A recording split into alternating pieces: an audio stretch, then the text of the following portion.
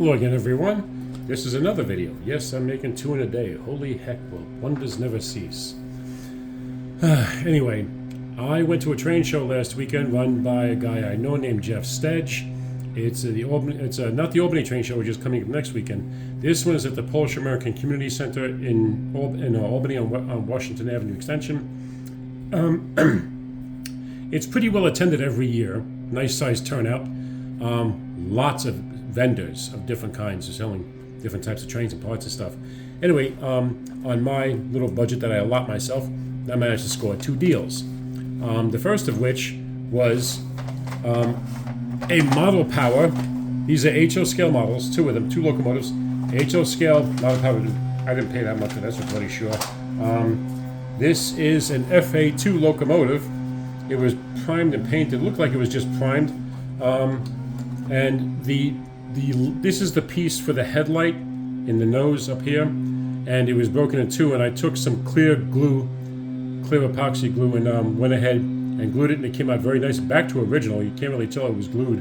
I'll be painting this for the Long Island Railroad, but it has a honking huge motor inside of it. So it's one of those. It's a model power, so they were but look at it. This is the weight, and the motor is inside of it. It's a large motor, and I know that was the part of the design of these things was that not only was this supposed to be the weight for the car in this, but they wanted a larger motor for some reason, probably because it gave out more power so they could pull more cars. But today's motors are much more efficient and will be about half the size. So I'm thinking about changing out the motor to a smaller motor and shaving this down, resizing and reshaping it to allow for digital command control, adding LED lighting.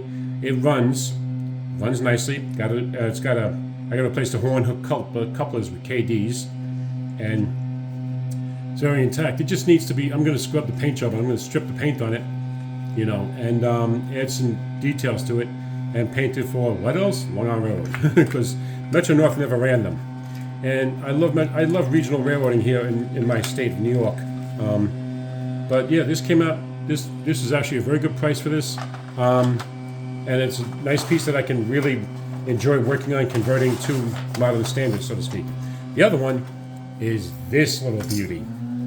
This is a Long Island Railroad GP38-2 in what they call the wave scheme. I call it a swoosh because it's like a swoosh, like Nike. Anyway, by the way, that FA2 only has the motor, no lights or anything, so it's going to be like putting all new guts inside of it. Motor, lights, everything. This baby runs also, all right? It's hard to find one of these. In O scale, they cost a lot of money. A lot. Because this is an in-demand paint scheme. Very few companies do this scheme because it's very difficult to do because of this wave portion right here. This is the only portion that gives them a hard time, so they don't do it that often. Anyway, I already unscrewed the body, and I pull it off. It needs couplers. It needs a few other things. Oh, come on, you. It's giving me a hard time. Oof.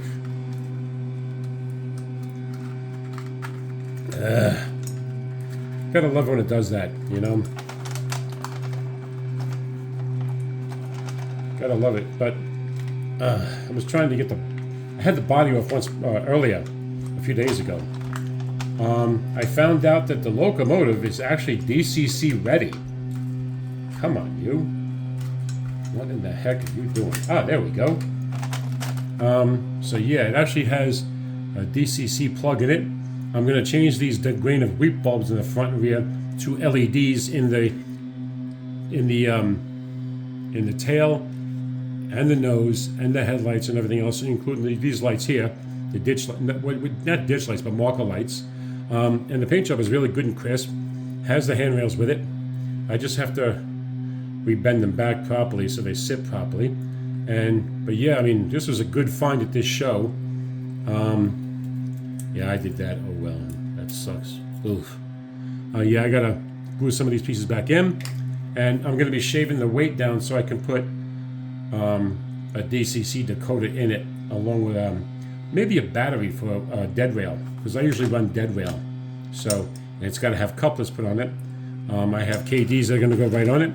And so yeah, these are the deals I got. It came with the fuel tank and all that stuff. I took the screws off. So, but yeah, the nice locomotive. I'm going to enjoy working on it. It's going to be a little bit of a challenge though. You know, it can be a bit of a challenge, especially getting the shell back on. This one was made by, actually, I believe it was made by Bachmann Lifelike. You know, it's an older one, heavy steel chassis, stuff like that. You know, so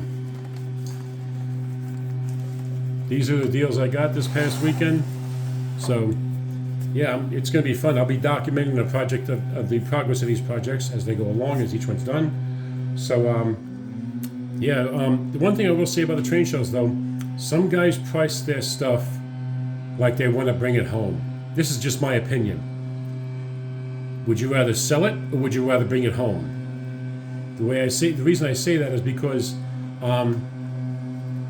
if you're pricing something that's like only a few dollars, you know, it's only, let's say you take a locomotive, it's like this, like these old ones. These are old ones in the 90s, you know, 35, 50 bucks, you know, if that, you know, sometimes a bit more. But some of these guys are selling, it's like, to me, there's some motivated sellers, but a lot of guys are looking to make money make a healthy profit on some of them for whatever reason. But you have to strike a balance with what you want to charge to this or sell it for versus what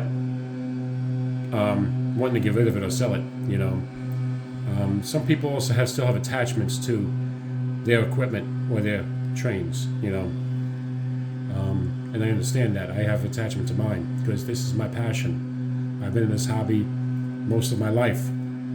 I got my first train set when I was 5 from my dad. I actually still have the locomotive he gave me. That is 56 years old. So yeah. But yeah, it's like I look at a seller, I'm like, you want to sell it or do you want to take it home? So I look and say, what's your best price you can do on it? You know, most vendors will sway or be willing to open up and bargain a little bit, a few dollars, you know, down. Just don't lowball them and don't insult their intelligence. You know, lowballing tells me that you're being like, it's just wrong. It's like, to me, it smacks of lack of integrity or ethics. But that's my own opinion. Anyway, I enjoy going to these shows. There's only really 2 I make. This one that I went to, and the one on the 7th in Albany, in downtown Albany. That one is a bit bigger. See what I can get there. So anyway, again, have a great holiday weekend, guys. Today's Black Friday. So you take it easy, and I'll see you in the next one. Bye-bye.